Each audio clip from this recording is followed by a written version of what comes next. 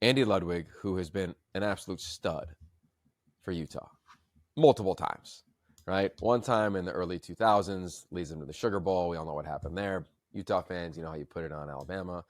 And then you go to the second tenure when he was there, uh, was extremely impressive. Again, he came in, what was it, 2019, I think? Came back and did a heck of a job. Obviously, record-setting offense a couple years ago when they were finally healthy, but they have struggled with Cam Rising being banged up. In comes their senior analyst, Mike Bajakian, who has been a play caller. He's been around the game a bunch, Northwestern, Boston College, Tennessee, and others. He's experienced, not worried about that. But to me, like, it came as a huge shock when I saw that Andy Ludwig was going to step down. Uh, why? One, it's not as though he's a first-time coordinator and they're finding struggles. Like, he has worked through things before. Two, how many times has Kyle Whittingham talked about the relationship with Andy Ludwig and how much he trusts? It's like he finally found his guy. Stat for you: when Andy left the first time, I think 8 of the next 10 years they had different offensive coordinators, right? And now they've been with Andy for the last 7 or whatever it's been, 5, 6, 7. Five, 5 years, yeah. Cool. So he came in when Cam Rising was there. They kind of came in together, and now we know with Cam's injury, he's going to miss the entirety of this season.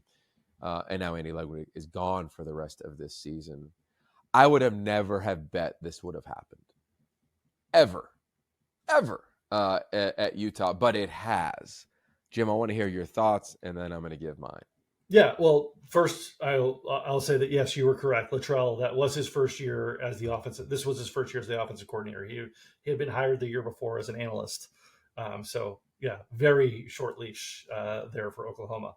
But with Utah, I mean, I think what you're looking at, and you see like the fan base, which you look at anybody's fan base on Twitter these days, it's pitchforks and torches, and like but on Saturday, they had 267 total yards. 71 of those yards came on one play at Money Parks.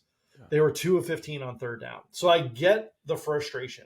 And like a lot of what is I've seen been written was like, this is an offense designed for Cam Rising to succeed, but maybe it's not the right offense for Isaac Wilson, and that there needs to be an adjustment. And we've seen some good early in the season with Isaac Wilson, and then like they had their chances at the end of this last game, but then he had to just kind of throw it up in the air twice on fourth down at the end where they were having a chance to try and come back in that game. So I get it because they're struggling, but I'm there's also part of me that like, and I'm not saying this as an in the know with this, but if I'm someone who's had the success that Andy Ludwig's had, and it's like, you're maybe it's somewhere where you might have already been, thinking about like this would be maybe my last year. Like maybe you're like, you know what, maybe it's just best that I do like step away and like let someone else kind of take the reins here because it's just not working out. Yeah. Well, look, we're not in there, right? We don't know that. When you talk to anybody around the program, like we both have in recent days, they all lead with the same thing: is like everybody loves Andy Ludwig. Right? He's a legend in coaching. Remember, this is a guy who was on his way to Notre Dame a couple years ago, didn't take the job. I mean, he's well sought after. I'll be curious to see if he is retired from coaching in college. We know it's a different game right now. We're seeing that in college football. Of course, we've seen that in other sports. Tony Bennett, as the head coach of UVA, stepping down earlier or late last week. Point being, I was caught off guard, I think, from seeing it. I think it'd be fair to assume that the offense would struggle with a freshman quarterback. I think it'd be fair to assume the offense would be up and down when you don't know who's going to play at quarterback given week to week. I'd imagine, knowing Andy Ludwig enough, he probably went in and said, look, we're not getting it done offensively. I'll do whatever it takes. I think it's maybe time for a different voice. That's just what I have to surmise when I'm kind of piecing it together. And I hate to see that because I think it's really easy to light up coaches when their side of the ball isn't performing. It's not as though Utah doesn't do good stuff offensively.